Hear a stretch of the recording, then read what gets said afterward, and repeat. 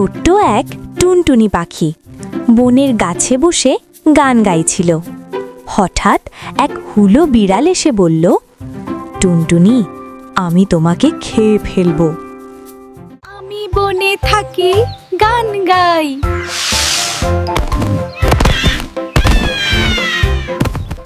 টুনটুনি ভয় পেলেও বুদ্ধি করে বিড়ালকে বলল, ঠিক আছে, কিন্তু আমাকে খাবার আগে একটু গান শুনবে।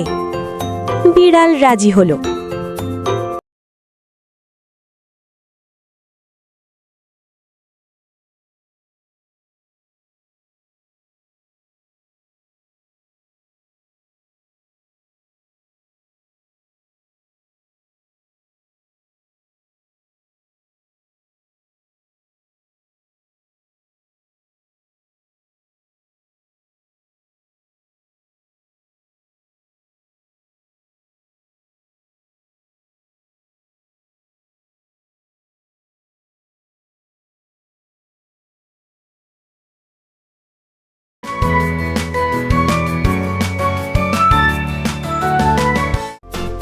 বনের এক বাদর একদিন একটি কলা খুঁজে পেল। খেতে যাবে এমন সময় আরেকটি কলা দেখল সে।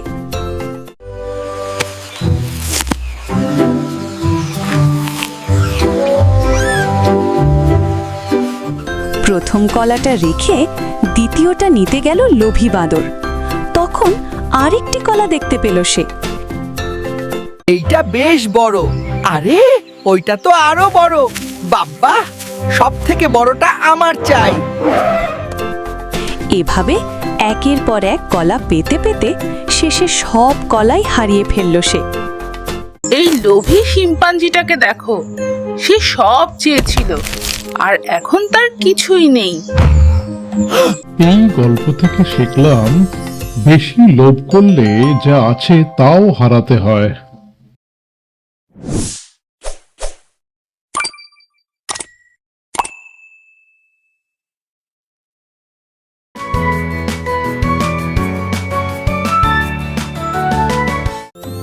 বনের ছোট্ট এক হাতি গরমে খুব কষ্ট পাচ্ছিল।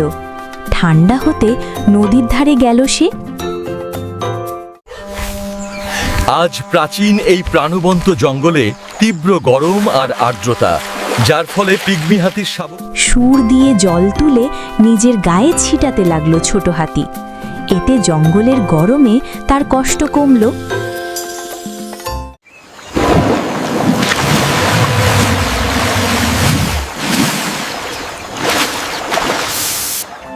বনের হরিণ, খরগোশ আর পাখিরাও এলো।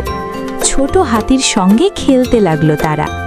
জঙ্গলের সব প্রাণী মিলে জলকেলি করে খুব আনন্দ করল। চল সবাই একসাথে খেলি।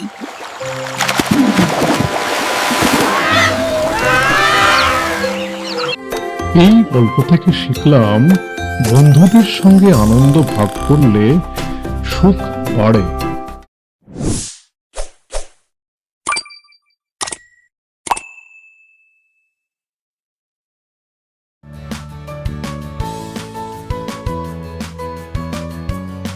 রাহুল বাগানে গিয়ে একটি পাকা আম পেল। সে ভাবল একাই খাবে।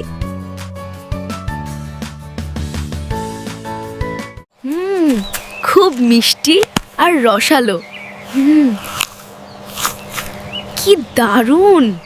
কিন্তু রাহুলের বন্ধু সুমি বাগানে এসে বলল, আমটা খুব মিষ্টি মনে হচ্ছে। রাহুল একটু ভেবে আমটা দুই ভাগ করে দিল। আমরা এটা ভাগ করে খেতে পারি। হ্যাঁ, নিশ্চয়ই, ধন্যবাদ। রাহুল আর সুমি দুই বন্ধু হাসতে হাসতে ভাগ করে আম খেল।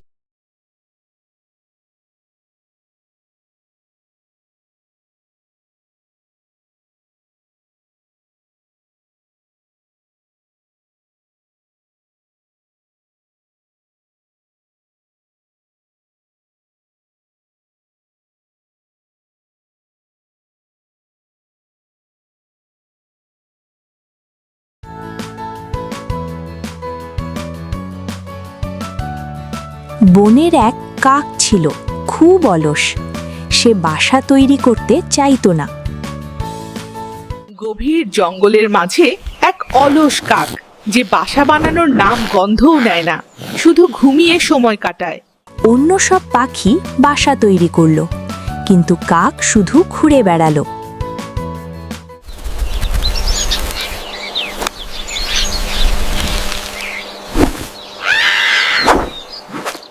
জঙ্গলে একদিন ঝড় বৃষ্টি হলো। সব পাখি তাদের বাসায় নিরাপদে থাকলো, কিন্তু কাক ভিজে গেল। তখন সে বুঝল কাজ না করলে বিপদ হয়। হায় রে, কেন আমি শুকনো বাসায় থাকলাম না? এখন ঠান্ডায় জমে যাচ্ছি। এই গল্প থেকে শিখলাম সময় মতো কাজ করা খুব জরুরি।